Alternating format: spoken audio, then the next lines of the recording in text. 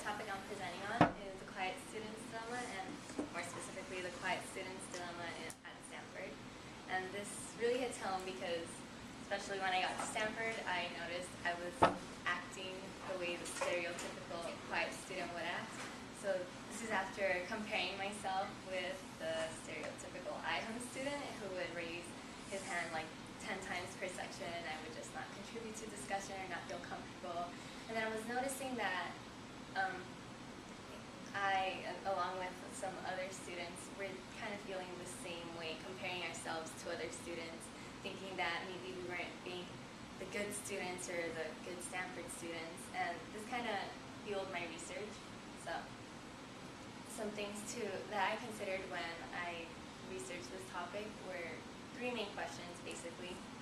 The first was, how do educators view quiet students? Then, how do quiet students view themselves? And I noticed that there was a big discrepancy between what educators thought of quiet students, that they weren't engaged, and then how quiet students view themselves, that they just didn't feel like participating, or that just wasn't how they had interacted during school. And then how do we bridge these two views? And hopefully my presentation will answer some of these. So the first, how do educators view themselves? So to consider this, we have to look at what do we think of a great teacher, and then what does this great teacher expect of students? So the great teacher before was seen as the great lecturer. So the teacher could stand behind a podium and lecture, and the students were be so intrigued by this knowledge and then apply it somewhere else. And around the 1970s, we started noticing this shift. And then the great teacher was a teacher who kind of went down to the level of the students and engaged the students and inspired them to speak out.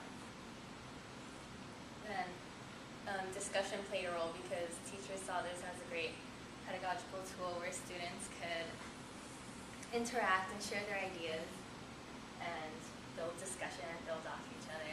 And while they had to avoid maybe arguments, they did believe, or they still do believe, that during discussion we could come up with a collective idea, really an idea that one student couldn't have come up with by himself. So then, this leads to expectations of good students. And a good student, while before could have been seen as the passive student, or the student who just receives the knowledge, now it's the active student, but more importantly, the vocally active student. So the student who raises his hand all the time, and the student who is always participating and asking questions and kind of building knowledge in that way. So where do quiet students fit into this? And that's something I wanted to see, I wanted to look at. So how do quiet students view themselves, and how does this differ from how educators view them? So one thing I did was conduct interviews, and I saw major differences in how educators viewed quiet students and how they viewed discussion, and how the quiet students that I interviewed viewed discussion as well. So I got things like, I know that they say it's to create discussion and stuff, but it's more of a way of testing what you know and if you've done the work. So we see that most of the quiet students I interviewed, who were first-generation low-income students, saw discussion as a test. And a lot of times these were because of cultural factors, or if they came from working-class schools, discussion wasn't to build knowledge. Discussion was to test if you knew the right answer or not. And you would raise your hand if you knew the right answer. So we see this difference in the classroom. And then this leads these students to compare themselves with other students, and maybe not engaging in the way that teachers would expect them to, but engaging in different ways or in their minds. So I would get things like, I'm paying attention, I agree or I disagree in my head, thinking of something to say in my head. Most of the time I'm trying to find something I can say, but then someone else says it before I do, or I'll think I might be wrong or won't be able to support it. So we see that these students are doubting themselves, and a lot of these voices, or a lot of these views of themselves aren't really considered in the literature that I was researching. So my interviews were able to show this side, and then unfortunately, these have outcomes that we do read about the literature, and we see that there is a connection between maybe what these students are going through and then things like fewer peer and teacher relationships, or decreased participation in extracurricular activities, which often lead to lower grades. So we see things like a decreased feeling of belonging and just feeling like you don't belong, which can often lead to things like dropping out of college. So how do we bridge these two things?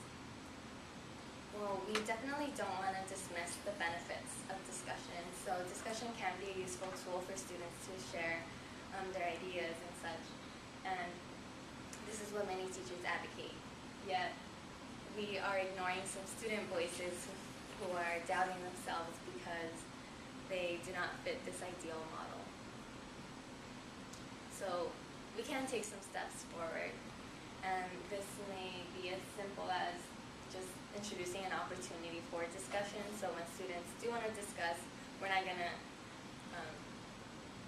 kind of get rid of discussion in classrooms and such, but the fact that it's an opportunity instead of making it mandatory really reduces the pressure and would maybe even allow quiet students and make them feel less pressure to participate and less pressure to be right when they do participate.